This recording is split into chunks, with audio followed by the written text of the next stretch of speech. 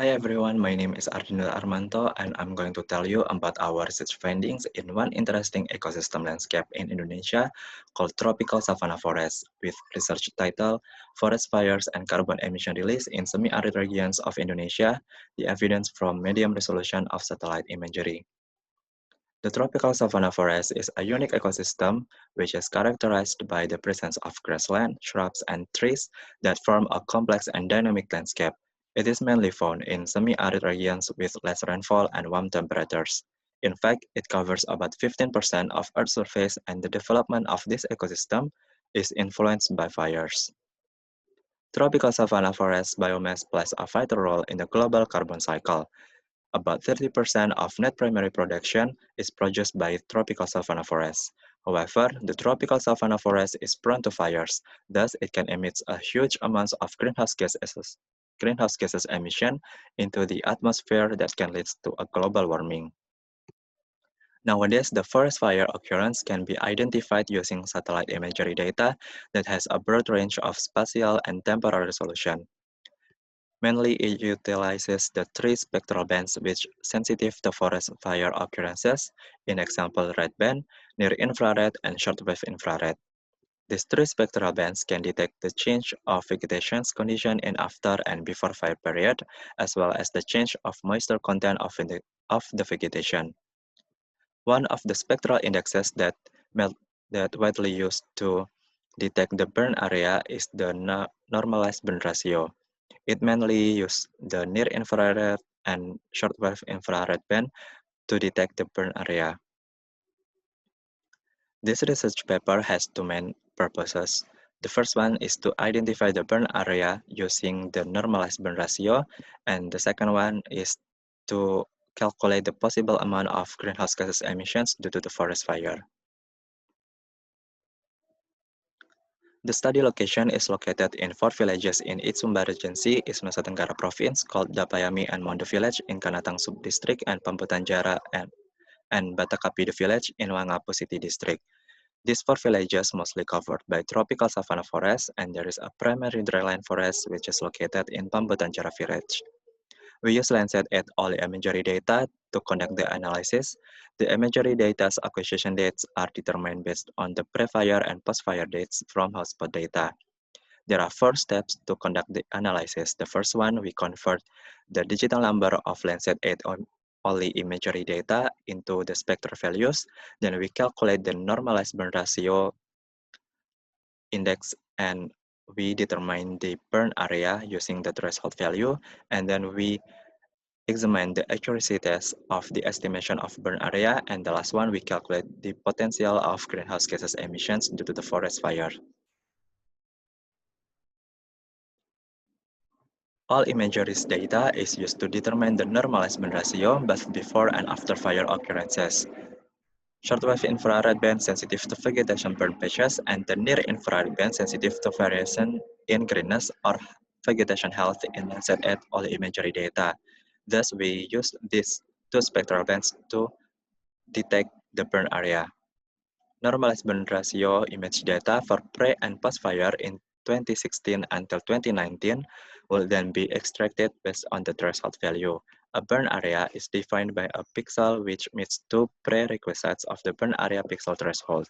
Statistically, the threshold value can be measured from the mean value and standard deviation of the sample area representing the NBR post and delta NBR image burn area. The threshold value chosen is the value of mean value plus minus 2 times of standard deviation using the assumption of a normal distribution. The estimation of greenhouse gases emissions is estimated from data processing on the burn area and then calculated using an equation developed from IPCC 2006. Greenhouse gases emissions from forest and land fires are reported in total of methane, carbon monoxide, nitrogen dioxide, and NOx. Methane and nitrogen dioxide emissions are converted to carbon dioxide equivalent emissions using global warming potential. The increase in hotspot mainly occurred in August then decreased until October. Based on the monthly hotspot distribution pattern, it can be seen that the peak period of the savanna forest fires in the study area in 2016 until 2019 occurred around August. The peak period of savanna forest fires in the study area is related to the dry season's peak. Rainfall is a climatic factor that indirectly affects forest and land fires because rainfall can affect the fuel's humidity conditions. The level of rainfall distribution affects the number of fire events that can be identified through hotspot. Based on historical data for hotspot for 2016 until 2019 with a confidence level greater than 80%, it can be seen that the distribution of hotspot in the study area looks clustered. Mondu and Dapayami villages are the two villages with the most distribution hotspot during these years.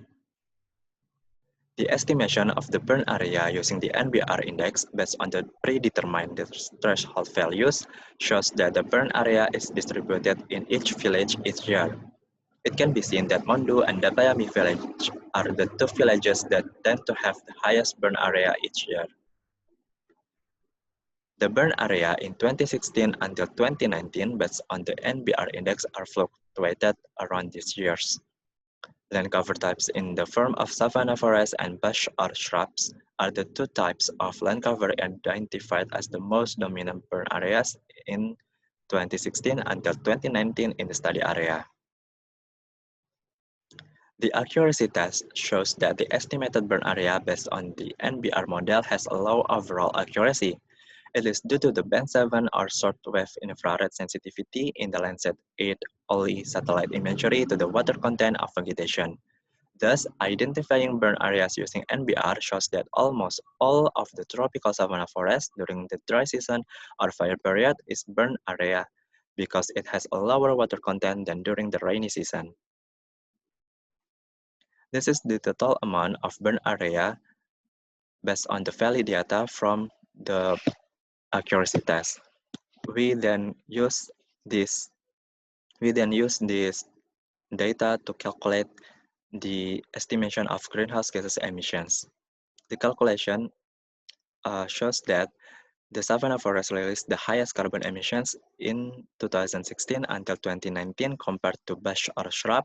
The savanna forest cover type in the study area has the highest burn area. The loss of carbon stock due to the forest fires is also more significant, although bush or shrub has the highest amount of fuel mass and combustion factor value. This land cover type is relatively low in the study area, thus it emits the lower amount of greenhouse gases emissions from biomass burning.